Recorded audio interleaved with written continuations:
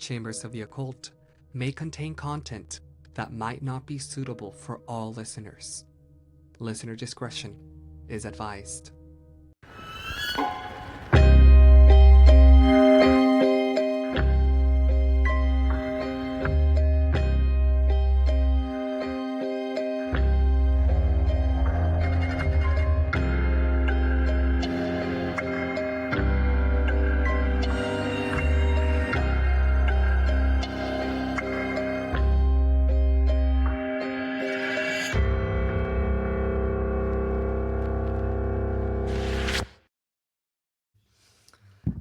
Hi Hello. Hi, welcome back, folks. to Chambers of the Occult. Where Jay and I cover a lot of really interesting things, but you guys know that already. Yeah. So welcome back. I'm Kai. And I'm Jay, Yeah, thanks for being here. and this is your monthly palate cleanser, the old news Yes. nonsense. So yeah, as you guys probably noticed, we have, dropped off a little bit recording these. We're only really doing them like once a month now. Yeah. But we still find them as fun as ever, and we hope you do too. Yeah. So yeah, we've got some good newspaper articles for you guys here today. So we hope you enjoy them. I generally don't know which one to start with. So that's fun. Randomize. I don't know. Actually, because why not? I'm going to start us off with something from the St. Paul Globe, St. Paul, Minnesota, Okay. from Thursday, August 26, 1886. So let's kind of just get into it. It's Yeah. not like we're like on a time crunch or anything, but this is also a really short one, so it's Yeah. not going to go on for like ever.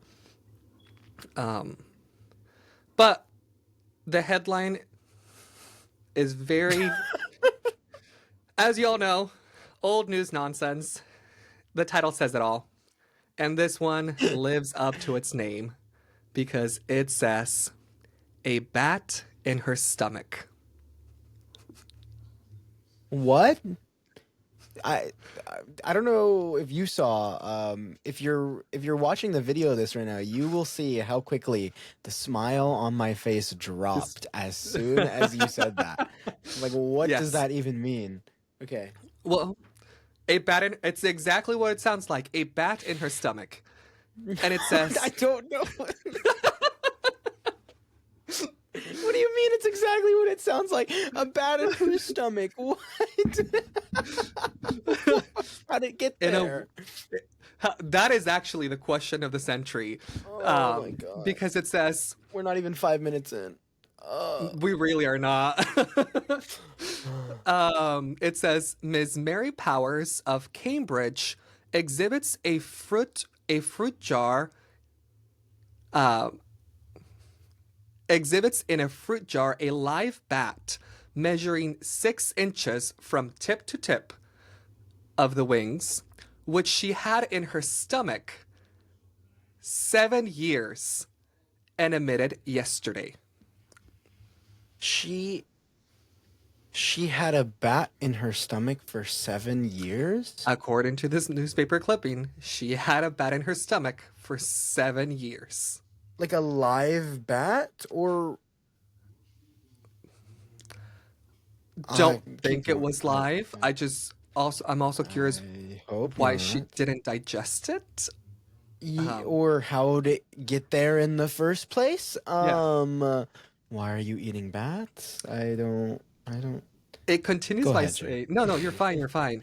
I don't think this is going to be a very satisfactory newspaper clipping because it does not give you lots of answers. If anything, it gives you more questions than anything else. It just says, Okay. 7 years ago, while drinking at a pump, she swallowed something, but did not know what it was. She suffered intensely at intervals ever since. Numberless physicians pronounced her incurable. Nobody could understand the case. Since getting rid of the bat, She's getting well. She was at a pub? A Where was pump. she when she was drinking? A pump? A Like, pump. what does that even mean? I don't know. I don't know where Mary is drinking and why she's at pumps. This is Like a water 1886. pump? I'm thinking a water Like, pump. uh, okay, that makes sense. So she was at a water pump. She swallowed something kind of like a lump, like big, and she Yeah. didn't think twice about it? Nope. Anything could be in a fucking water pump in the Yeah. 1800s. Yeah. What? She just Okay, went on her lady. day. She got on Okay. well. 7 years later, there's a bat. You know, starting to be a little uncomfortable. Maybe I should go get this checked out. Would you look at that? There's a bat in my stomach. The Like, physicians what? told her that she was incurable. Just Countless get it out. physicians. I don't know if they had like X-rays in 1886. No, they didn't, but Yeah. Also, I don't know. How are you supposed to help a woman in 1886 that has swallowed a bat? I don't know. So, I have no clue. All right. once again, that is all. Quite short. The- Leaves more questions than answers.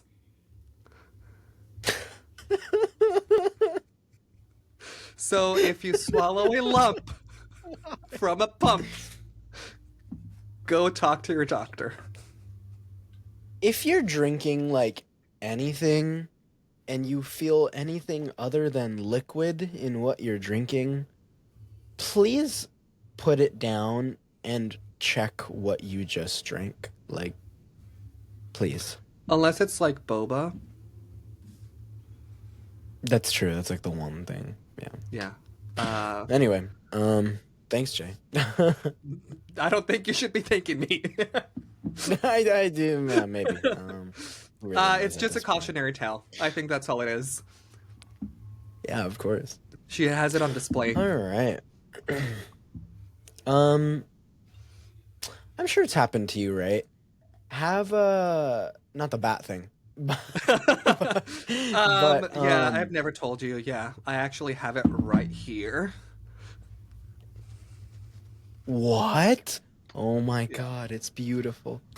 Have you ever like been cooking something like for your family or whatever, and they try to they pick apart what you're cooking. They're like, no, that's wrong, or like you need to do Yeah. this, or like you need to add more of that. Mm-hmm. Yeah. Yeah. See, uh, I'm sure it might be the same way in your household, but I've tried asking for recipes, or like I've tried cooking, and then I'm like, oh, how much of this do you use? And they don't give you like precise measurements. They're just like, oh, like No, a they pinch. don't. And I'm like, how much is a pinch? Or like, oh, just by taste or by sight. And I'm just like, Measure with your heart. "Ah, Like, exactly. What if my heart's a little bigger than yours? I was like, or a little. Yeah. So, but yeah, I get what you mean. It's Have those like little disagreements or whatever, have they ever turned into an argument? They usually don't. It usually just ruins my mood, and then I don't want to cook.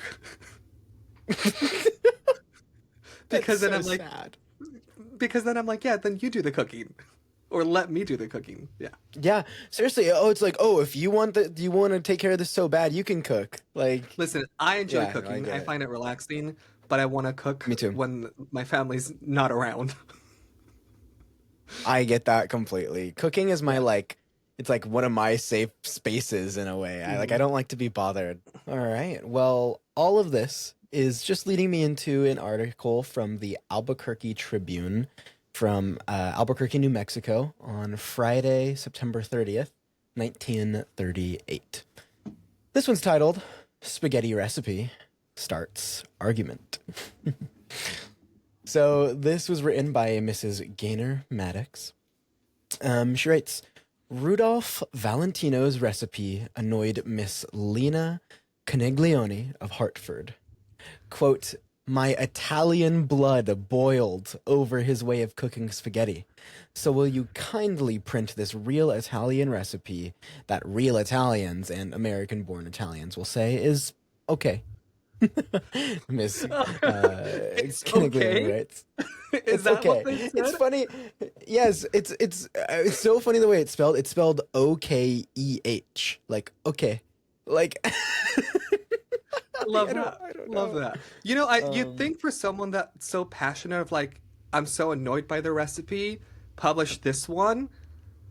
My recipe is like far superior. They're like, this recipe is okay. yeah. Okay. Like it's okay. Like it works, Uh-huh.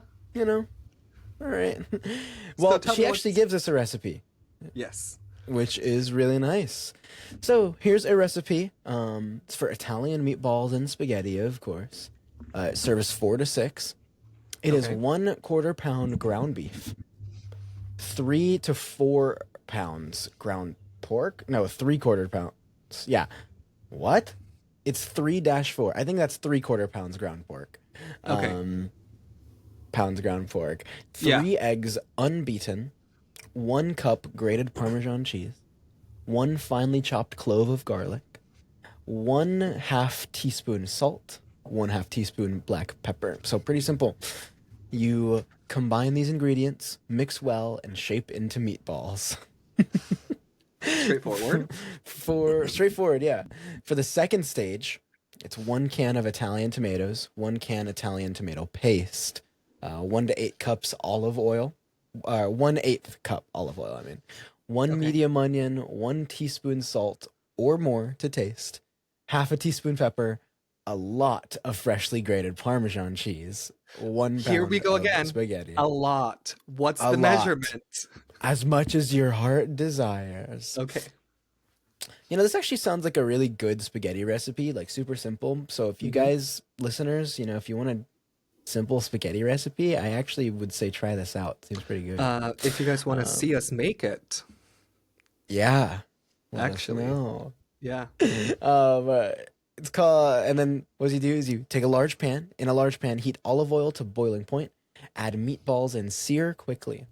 Remove, chop onion, and fry until brown in oil. Then return meatballs and Italian tomatoes, Italian paste, seasoning, and 1 quart of water. Simmer for about 2 hours. Oh.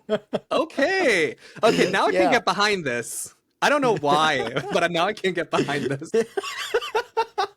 It's not just any recipe. It's a recipe that's going to take you 2 hours to do. Yeah. Yeah. Yeah, That's what makes it different.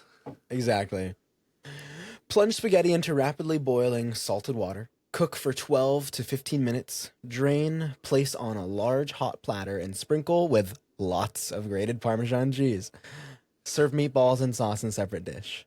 Miss Caniglione adds that the above recipe is one that her mother used, and that her mother came from a small town near Naples. Nice. And that's the article.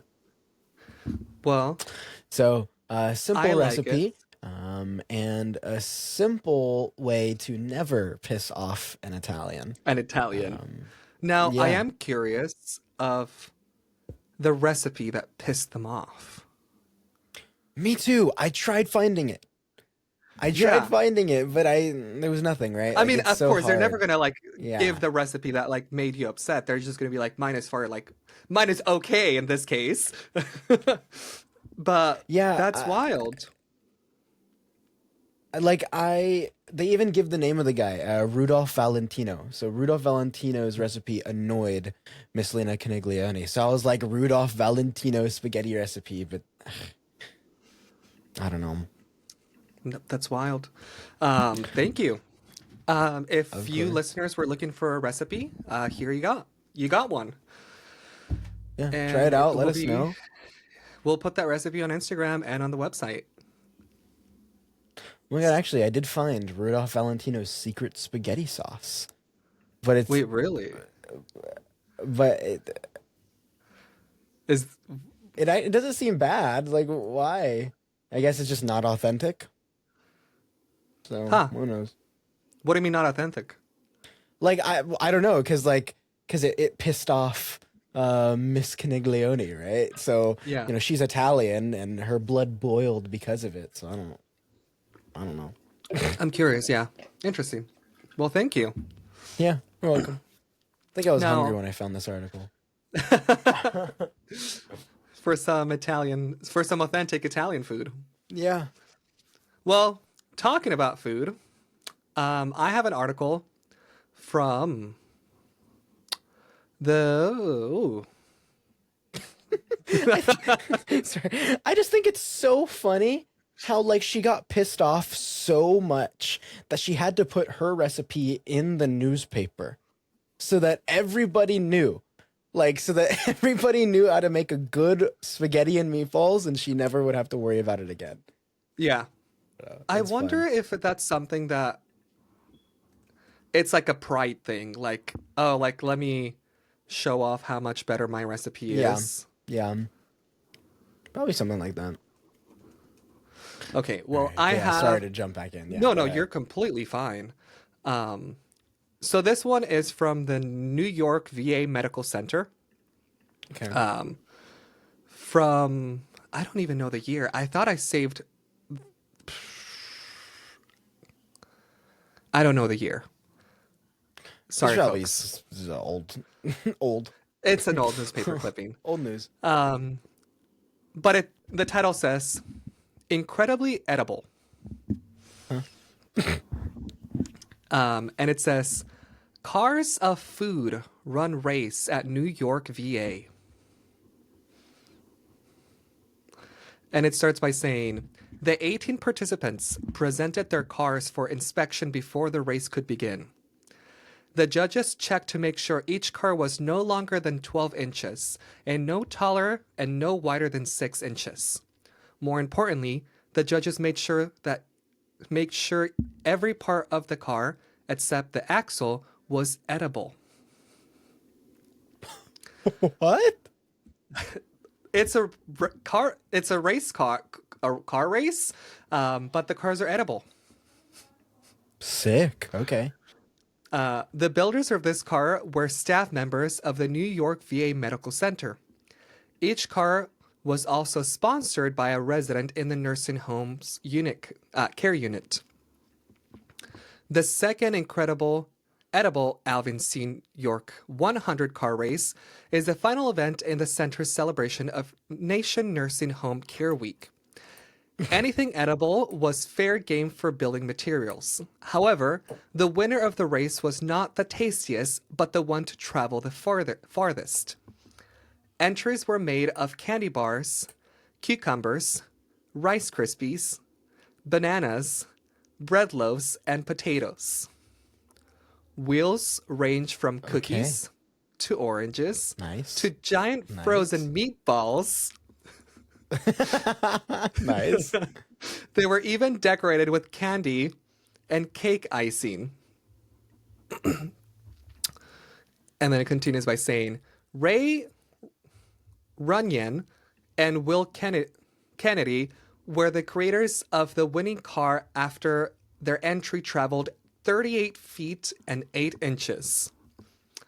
The car consisted of a frozen loaf of bread with macaroni, mufflers, hard-boiled eggs, headlights, a giant sweet tart wheel. They added a block of cheese for weights and used sturdy wooden rods for axles on each of the 4 sets of wheels. Tiny pieces of spaghetti were used, pushed through the axles to hold the wheels on. And then we have a quote from Runyon who said, "It took us a couple of hours and 6 packs of beer." He and Kennedy have worked together during both years of the race, and both years have been sponsored by residents Clay Braswell. I think a lot of them, Braswell said of the winning team. With a distance of 37 feet 2 inches, John Borgen's car took second. Borgen's last year's champion used a cucumber for the body, with Oreo cookies and gummy sweet tarts for wheels. He made the car in 15 minutes that morning due to unforeseen accidents. And then let me switch to page 2 for this because there's a second page. Due to unforeseen accidents that occurred in his original car. No matter what the cost, you've got to come back, and I'll be back next year. I'll be back next year to get that title back, Borgen said. The third place award and most creative car went to the Sausage Mobile, made by Sick. made by Patty Cosley, who used a plastic wrap sausage with limes for wheels. The Sausage Mobile traveled 22 feet and 6 inches. Oh God, we got an interesting last name. Shirley. I'm gonna butcher this name, but that's fine. You got it. You got it. Netshi Tylo. Tylo, yep. Okay. Is the creator of the incredible car race, which will continue to be an annual event at the center, she said. Until next year's race, though, the residents will have to be content to dine on fruits of their staff's labors. And that is it. Sick. It's like I don't know if you've seen Wreck-It Ralph, but like in the movie they have like the whole like they create the candy race cars. I don't know, that's just what it reminded me of, like Yep. real life candy race cars. Yeah. Super cool. It seems super fun. Everything has to be edible. I loved it. No, that's awesome. Yeah. So it kind of makes me want to do that now, just to test it out. It sounds a lot more difficult, to be honest. But yeah. Oh yeah, I would love to have like a candy. I would be a part of that candy race car race, or it doesn't have to be candy, just edible food, right? I feel like I could Yeah. get so creative with how I build this car. Yeah. That would be super fun. I think it was fun how like they were like, yeah, like they used this for the axle, this for the wheels, this were for like the headlights. That was creative. I was like, they didn't just do like the basic wheels and body. They did like headlights, everything. I was like, that's No, fun. it's awesome. Yeah. The mufflers. Yeah, so sick. The whole thing. All right. Well, Jay, listeners as well, have any of you ever wanted to have an inside look into redneck culture? Have you? I mean, I any think, interest there? I mean, or- I've been curious about it. I don't know if I wanted, I don't know. Well, I've got an article for us. This is from the Florida Today from Cocoa, Florida, Friday, February 21st, 1997. Okay. This one's called Campy Fun Found at Lone Cabbage. Is Lone The Cabbage colors? a camp? Like a, Yeah. okay. Okay. The colors of the true Central Florida cracker culture can be seen in a single spot off SR 520 in Cocoa, the Lone Cabbage Fish Camp. Yeah. Fish camp. Okay. Parking in the grass next to SR 520 on a Sunday afternoon near the southern swamp explosion of mayhem can be challenging. If you're not flattened by an 18-wheeler crossing the road, you may have your eardrums blown out by revving Harleys or jetting airboats. Like most fish camps, the Lone Cabbage has that beaten look. Washed out, stained wood was this designer's choice with the ever popular picnic benches inside. This may sound strange, but the washed out, beaten look works well for this ma and pa kettle-like shack that welcomes rednecks.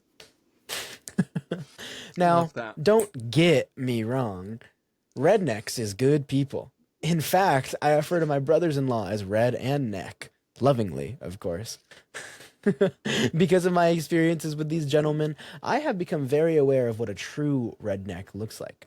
For Okay. example, your chew container must wear a ring in the back pocket of your skin-tight jeans. You Wait, must have a what? belt buckle. Your chew container must wear a ring in the back pocket of your skin tight jeans. Like, What is a chew chew tobacco. container? Oh, okay. Chew, That's kind of what yeah, I chew figured. tobacco. I Yeah. didn't know So that they like called it a chew container. the circular container of like the chew tobacco, Hmm. and like you put it in your pocket, and the pants are Okay, just so tight that it good. it says you must have a belt buckle the size of your hand or bigger. Okay, You must wear wow. a tight t-shirt that advertises your favorite brand of cigarettes or beer. And to top off the look, a ball cap. Any ball cap will do if it has grease, sweat, and perhaps even bloodstains on it. Oh, wow. Um, I'm gonna start dressing like a redneck. Honestly, I seems was pretty gonna sick. say this is like the redneck starter pack. Yeah, it is the redneck starter pack. Sick. Let us know what you guys would add on to this. Yeah. All What right. is missing from here? Yeah. What really makes a true redneck, in your opinion? Let us know. Yeah. Also, Many like, of these what signs and more. Go ahead.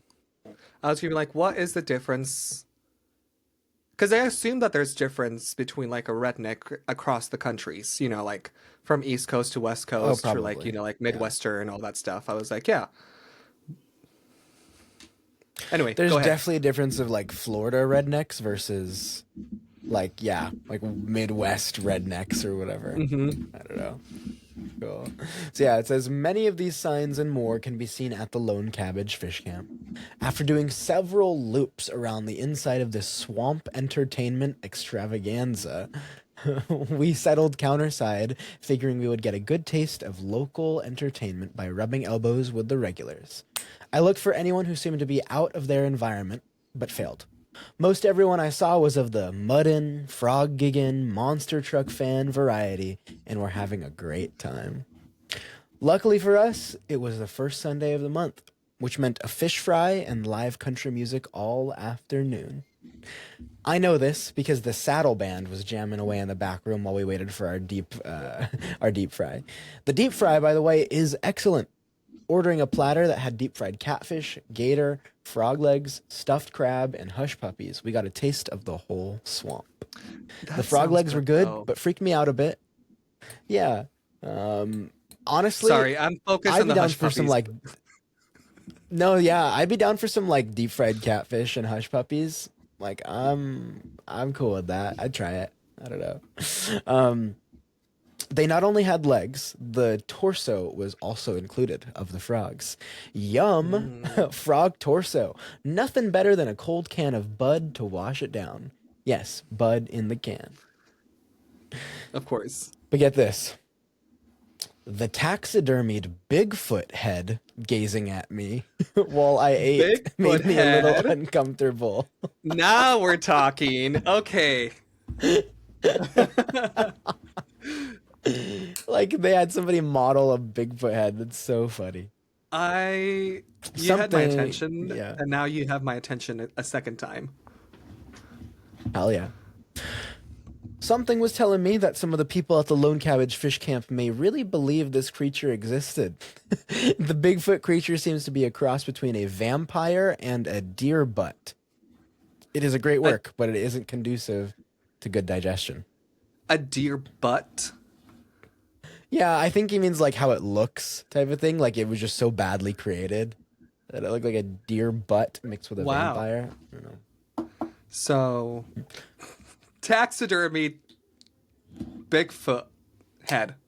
Yeah, I want one of those in my house. I don't want one of those in my house. That can be, I don't know, like in the tool shed or something. The author continues. He says, our stomachs started to settle from the deep fried swamp critters, and we headed around to the oversized screen porch out the back. You know, the one next to the deck, next to the river. To the river. I was impressed by the bold fashion statements of the group. One included a black velvet cowboy hat, black vest, jeans, and boots. All of this black made a stunning contrast with this man's straight bleach blonde hair. He was a chick magnet, especially with no shirt on underneath his vest. Love that. He kind of So finishes up. I need to go get myself a Yeah. vest. Yes, you do. You need to get that velvet cowboy hat, black vest, jeans, boots. You got this. Easy. Yeah. Yeah. He finishes up. He says, I enjoyed and survived the Lone Cabbage Fish Camp, and you can as well. But just remember to dress in your best redneck apparel. In addition to the food, music, and people, airboat rides are available. I've been on airboats before. However, this time I thought might end up as a deep fried dish if I went. So overall, overall he gives a rating. It says Lone Cabbage Fish Camp, redneck factor 10.5. You don't find much better. Deep fry 10. Excellent. However, you might not know what you are eating. Service 8. A little slow at first. Price 8. A little high, but I'm sure it's hard to collect all those critters. Drunken redneck dance factor 8. It would have been a 10, but they maintained balance well. Lone Cabbage Fish Camp is located at 8199 SR 520 in Cocoa. Call 632-4199. That number probably doesn't work anymore, but who knows. And then there's also a little snippet about the author of this at the bottom. His name's Seamus White. He's a pub crawler, as it says. Seamus White loves mom, apple pie, Chevy, and the Florida redneck. He would be right proud to defend them. God bless America and deep fried gator. Send comments or suggestions on this column to TGIF deep fried gator. And then he says like his P.O. box and email. Love that. But yeah, awesome. There's a little look into redneck culture there at the Lone Cabbage Fish Camp over in Cocoa, Florida. So Thank there you. you guys go. That was a lot more insightful than I thought. Yeah, same. I would want to show up just for the experience. Seriously, like I want to go. I want to see what it's like. I wonder if like it's still like a thing that's running, or if someone else took over. I wouldn't be surprised if it is, honestly. Yeah.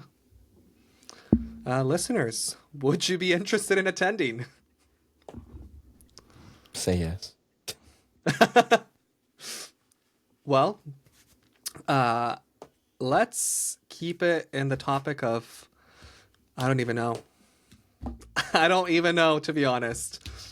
I have a story of a goat. Okay. So this is from, let me pull it up, from the Daily Independent. Oh God. It's from Illinois. Okay. Murfreesboro, Illinois. Okay. And it's from 1941.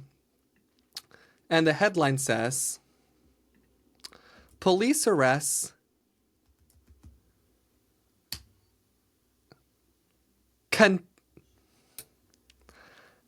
What? Kai, I'm gonna need your help with this. Okay. Cantacarios. I don't know. Cantacarios? Cantacarios Billy Goat. Yeah. Police arrest Cantacarios Billy Goat. Yep. Cool. But it says Judge Kilby not impressed. Fine and cost impossible. Goat had disturbed peace.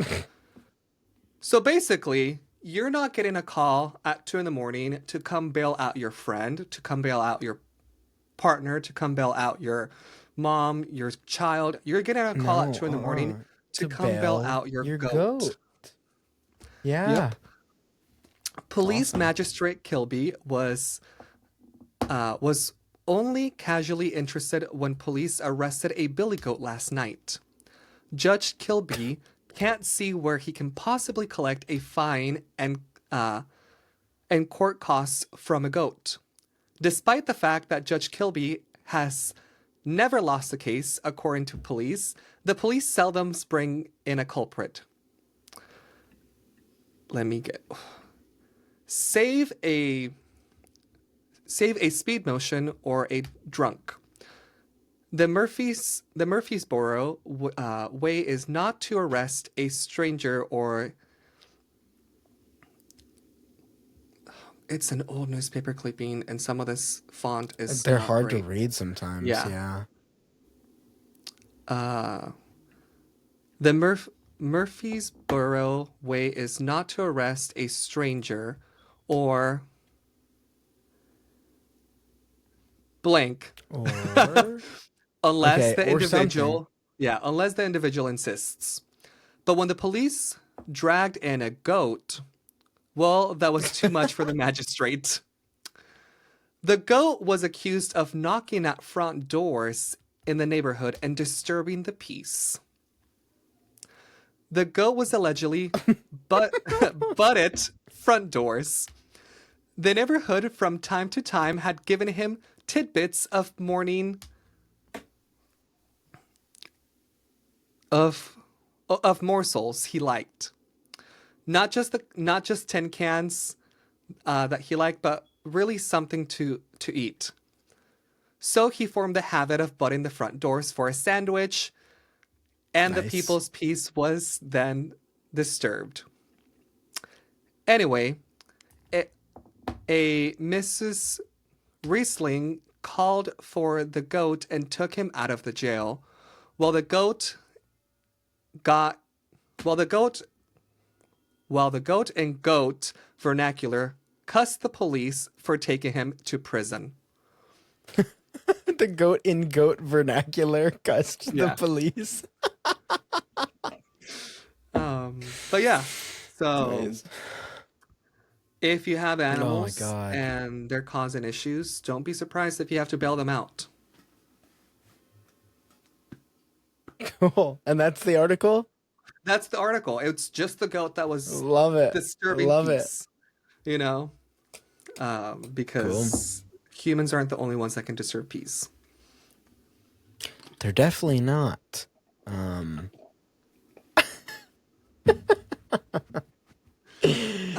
so tempted. I'm so tempted to say one of my articles.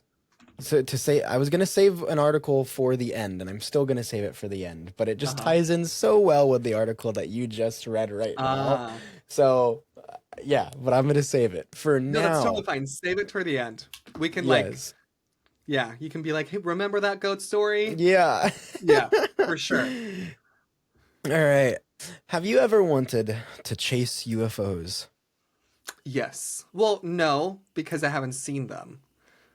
But if I Gotcha. did, Or I like probably like try to find them, like prove them or something like that. Kai, listen. I don't hear any. I don't hear any.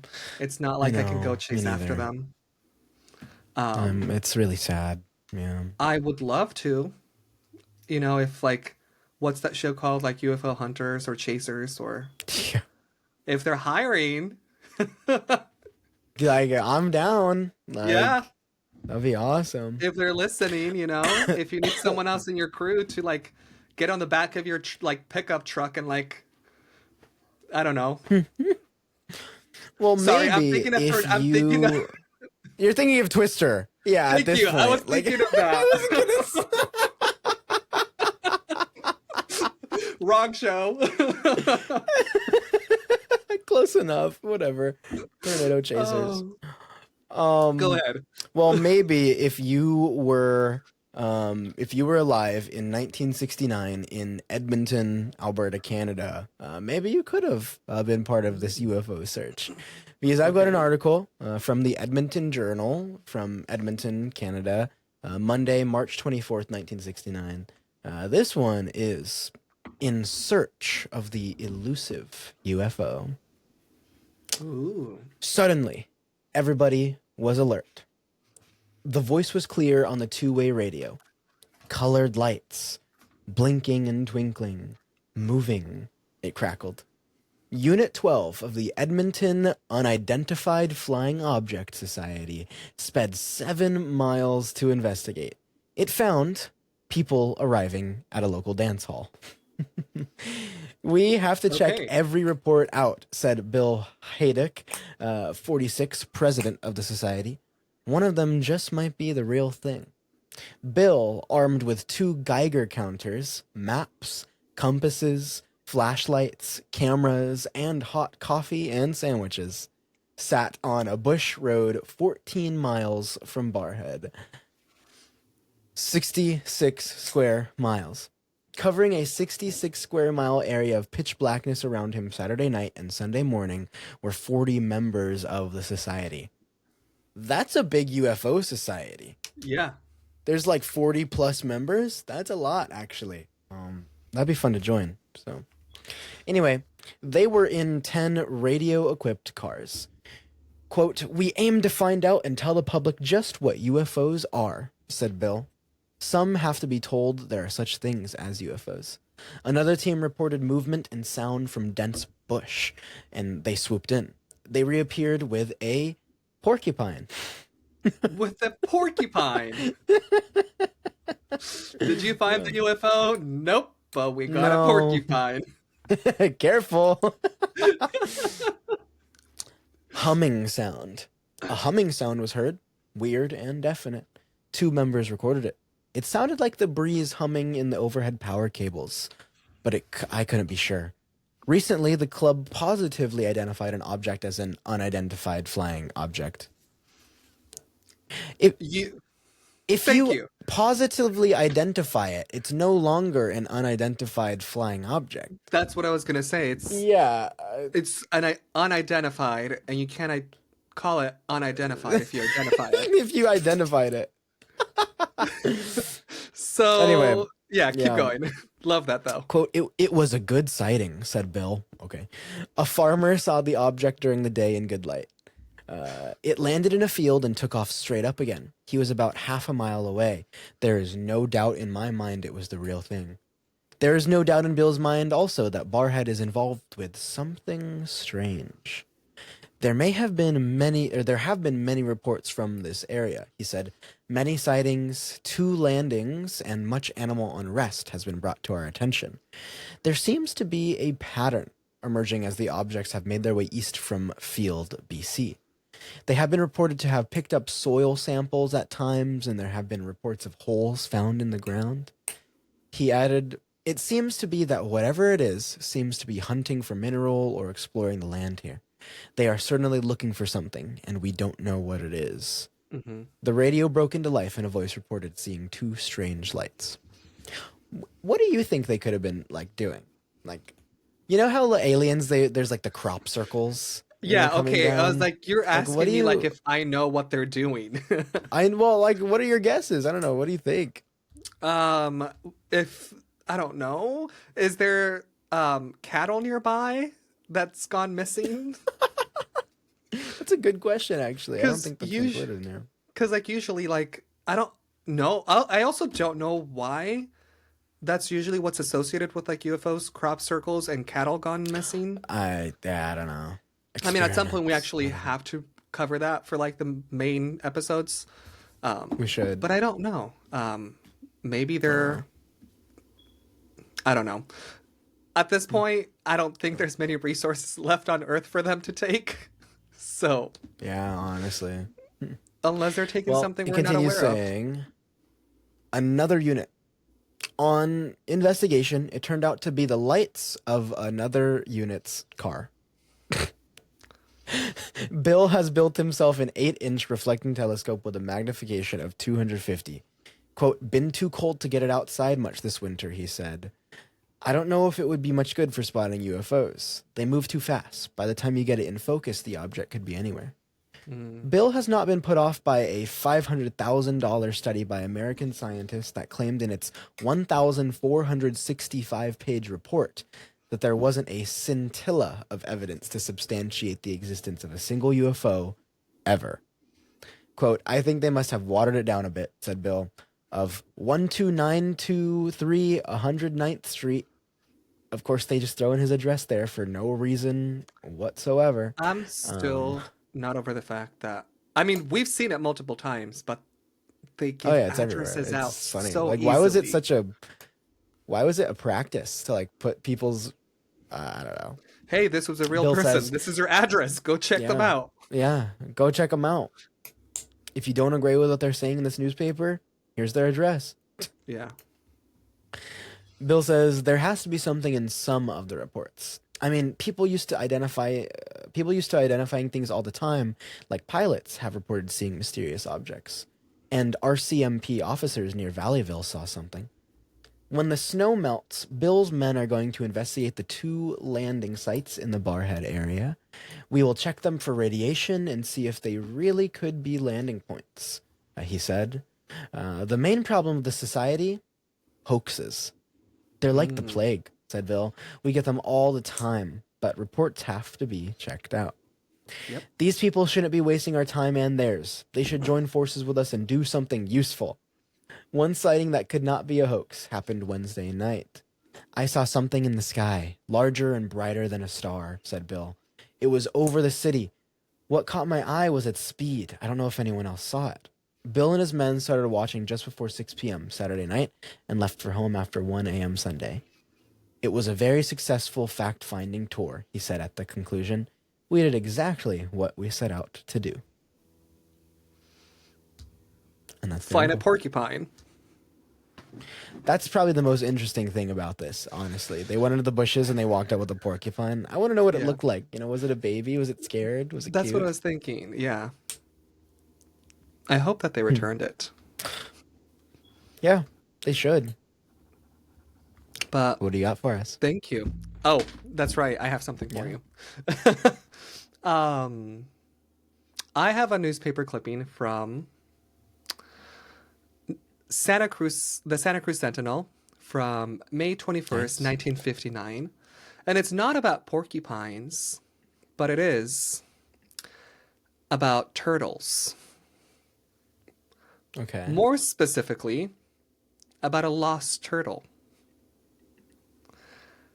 About a lost turtle who is not running. What do you mean? What? Not running? Yeah, so it's it says lost turtle is not running.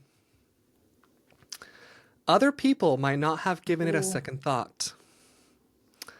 But to Police Sergeant John Churchill, there was something about a turtle ambling across his lawn at 218 Miriam Drive with a number 1 emblazoned across its shell that needed solving. Okay. The fact that there was no hair in sight made it difficult to surmise whether the turtle was ahead or behind at this stage, or even racing at all. The number 1 had Churchill. Just going. Yep. Until his sleuthing revealed that the Turtle Derby had been staged May 7 at the Aptos Beach Inn. Further tracking. Sick, that makes so much sense. Yep. Further tracking narrowed the nearly 100 turtles down to 3, which carried this number. Wow. Yeah.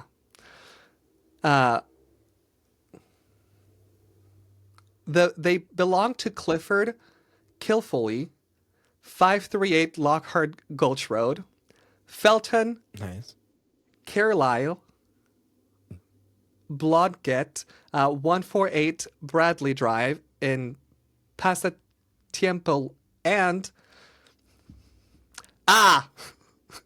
John Stagnator of 1402 Escalona Drive, only a few blocks from Churchill's home. One last check hit pay dirt. John, the owner, had given the turtle to his brother, Ernie Stagnaro, 1320 Escalona Drive, for his children. Case closed.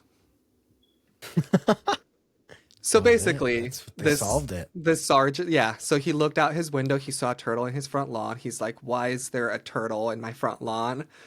It was part of the turtle derby. Why is there a number 1 on its back? What's happening? And then he found out that there's a turtle derby happening. And that turtle had That's so sick. completely It gone off makes course. Yeah. It makes so much sense that there's a turtle derby in Aptos. Like Hmm. that literally makes sense. Oh yeah, It just does. it's so cute though. Like I would love to like just attend and see that happen. Yeah. Like I went to the Aptos like what was it? Like the 4th of July Hmm. parade 2 years ago. Yeah. And um Sarah and her mom brought Yes, the big their turtle. turtle. I forgot his name, but like he's like the oldest turtle or something. It was so Hmm. cute to see. Hmm. Yeah, so that was awesome. Yeah, but yeah, that's it. Cool. So if they still do the derby, I kind of want to go check it out. That would be really fun. Yeah. I used to have 3 tortoises. I had 3 desert tortoises growing up, and like they were Hmm. in my backyard and they would like burrow and we'd let them, right? Yeah. And one day we only had 2 tortoises. And we were What? like, where'd the third one go? And we checked everywhere. We checked the burrows. That third turtle just disappeared. Like it just gone. Like don't know Was it where it like happened. I think it like dug under the fence or something and it just like left. Like I don't those things are also like easy to spot though? Yeah, they're pretty huge. I don't know. It could have been burrowed somewhere. It could have ran off somewhere. Somebody could have taken it. I'm Yeah, not that's what I'm sure. thinking as well. Yeah, Yeah. one of my friends in high school, like she lives like down the block. They also have one, so like on the evenings we would see them walking their tortoise, and it was just so nice. Walking the tortoise. Yes, and like they would just walk it like down the block, like nothing crazy, and I'm just That's like, so funny. it's such a like unusual thing, but I never thought of Yeah. that much because it was such a common thing for them to do. Yeah. Yeah, That's so funny. but All yeah, right. Well, I've got Ty, one more for yeah, us. wrap it up for Well, I us. mentioned that this one really ties in very well with your goat story that you had earlier. Yeah, Your goat I'm very disturbing the excited. peace. It's a short one. I wanted to end off like short and sweet. It's a Hmm. bit of a bang. I think it's fun. This is from the State article or newspaper from Hmm. Columbia, South Carolina, published on June 6th, 1937. And the title for this one is Parrot Held for Cussing Sings Hymn and Gets Off. Wait, oh, I already love this title. Chief, aged 210, he beat the rap. After having lived a decent, law-abiding life for some 200 years, Chief, a Denver parrot, landed in police court the other day. The charge was disturbing the peace by uttering profane language. Hmm. It Of was no course. more than Chief's owner, Mrs. May Harris, had expected, so she was prepared. Chief has lived in Denver 75 years. Mrs. Harris says she has papers that prove he is 210 years old. What? That's an old ass parrot. I don't think they live that Yes. long. No, I knew that they But live okay, long, but not whatever. that No, long. yeah, no, I don't know. She did not deny that the bird often chose words ill suited to his broadcasting from the Harris front porch, which is near the downtown business district. Quote, I can I see don't how know that's an where he issue. learned such language, she said, but we taught him some hymns, hoping it would make him forget his naughty words. Sure enough, Chief could sing a hymn. Well, remarked police judge James N. Sabin, if he sings hymns occasionally, that should compensate for what swearing he does. Case is dismissed. Wow. That's the article. I don't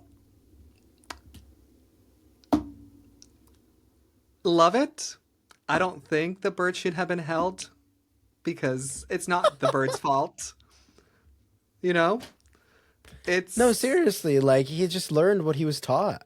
exactly. So that's It's more how it of is. that, like nature versus nurture. And that bird was just around people that taught him curses and cussing. Exactly. Yeah. And also They the just know. hymns. They You pick know, up on so stuff. it like Have balances you? itself out, I guess.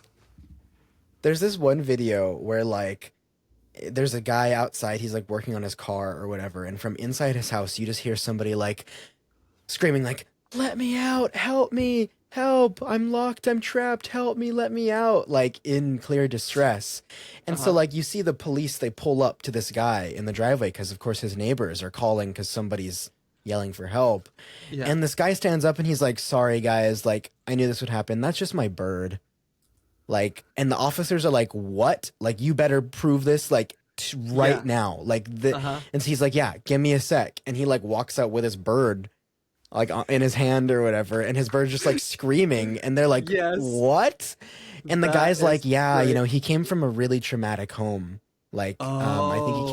he came from a home with like a like domestic abuse, like couple or So something, it just and so picked the up what bird it picked up on heard. that. Yeah, Yeah. and I was like, Wow. that's so crazy. Yeah. Um, My neighbors it's not actually the have a bird's bird as fault. well. So every Okay, once in a while, I will like hear the bird say things here and there. Nothing crazy. It's just the typical bird things, yeah, like hi or like hello or things like that. that's kind of Um, fun actually. yeah, yeah. My mom always wanted one, so maybe one day she'll get one. But That'd be yeah, cool. I think that's cool. All right, well, Thank you. I That think that's the was a episode. fun, short, sweet one to end it with. Yeah, So thank you. yeah, of course. Thanks for being here, listeners, for another old Another news one for the nonsense. books. Yeah, volume Yeah, 14. yeah. All right. Well, we And hope you have a great rest of your day, evening, night, morning, whenever you're listening to this. yeah, whether Maybe you're you're in bed, maybe you're in your car, maybe you're on the toilet. maybe you're Who doing knows?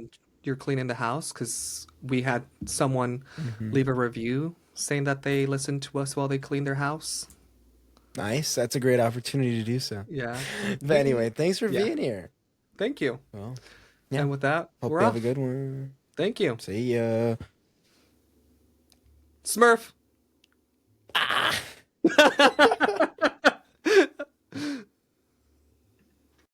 Thanks for listening to Chambers of the Occult.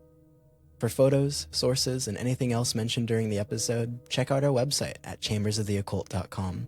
You'll find everything you need there if you do find yourself wanting more. You can also follow us on all of our socials at Chambers of the Occult and on Twitter at COTO Podcast.